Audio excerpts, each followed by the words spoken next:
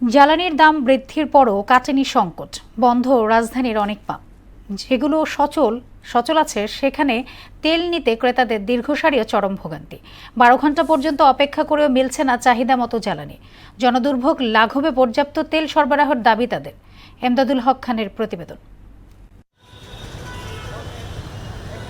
মধ্যপ্রাচ্যের যুদ্ধের জেরে চরম আকার ধারণ করেছে দেশের জ্বালানি সংকট। বিশ্ববাজারের সঙ্গে সামঞ্জস্য রেখে দেশে ভোক্তা পর্যায়ে জ্বালানি তেলের নতুন দাম নির্ধারণ করে দিয়েছে সরকার। তবে দাম বাড়লেও কমেনি ভোগান্তি।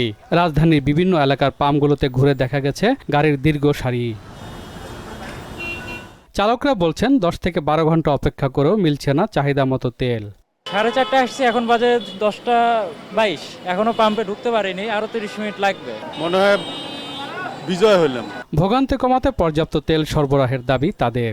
তেলের দামটা সমস্যা নাই, কিন্তু আমরা যাতে খুব সহজেই তেলটা পাই। পরিবহন সেক্টরের সাথে যত রিলেটেড আপনার ব্যবসা ক্ষেত্র বা যত যাই আছে সবারই ভোগান্তি। কেউ কেউ বলছেন রাজধানীর অনেক পাম্পই বন্ধ। সবকটি পাম্পে একসঙ্গে তেল সরবরাহ করলে ভোগান্তি কমবে। দাম বৃদ্ধি সরকারকে করতেই হবে, এটা সরকারের ছাড়া বিকল্প কোনো পথও খোলা নাই। কিন্তু আমাদের জন্য একটু সহজলভ্য হোক, মানে সহজ প্রাপ্তিটা হোক। রাত 10টায় এসে যদি এখনও যদি তেল না পাওয়া যায়, তাহলে আমি কাজ করব কখন কাজে যাব। সব পাম্পে থাকলে আমাদের জন্য সুবিধা। আজকে পাশাপাশি 2টা পাম্প, একটা পাম্পের উপরে এত প্রেশার না দিয়ে ওই পাম্পটাও পাক। মেঘনা পাম্প কর্তৃপক্ষের দাবি, তেলের কোনো সংকট নেই। গ্রাহকদের চাহিদা মতো সকাল 7টা থেকে রাত 8টা পর্যন্ত তেল সরবরাহ করছেন তারা। তবে গ্রাহকদের চাপ বেশি।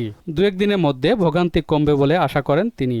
আমরা অ্যাভেলেবেল তেল দিচ্ছি, আগেও দিতাম, আমাদের তেলের এখানে কোনো ক্রাইসিস নেই। তারা একটা আশায় থাকে যে এখানে দাঁড়াইলে তেলটা পাবো, এই জন্যই হয়তো তারা লম্বা সিরিয়াল দিয়ে আছে। কারণ আমার এখানে না যতক্ষণ আমরা আসি সন্ধ্যা 7টা পর্যন্ত আমরা তেল দিয়ে যাই। এই বাড়তি দাম শুধু পাম্পে সীমাবদ্ধ থাকবে না, এর সামগ্রিক প্রভাব পড়বে পরিবহন, কৃষি, অর্থনীতি সহ নিত্যপণ্যের বাজারেও। এমনটাই শঙ্কা ভোক্তাদের। এমদাদুল হক খান, মহানা সংবাদ, ঢাকা।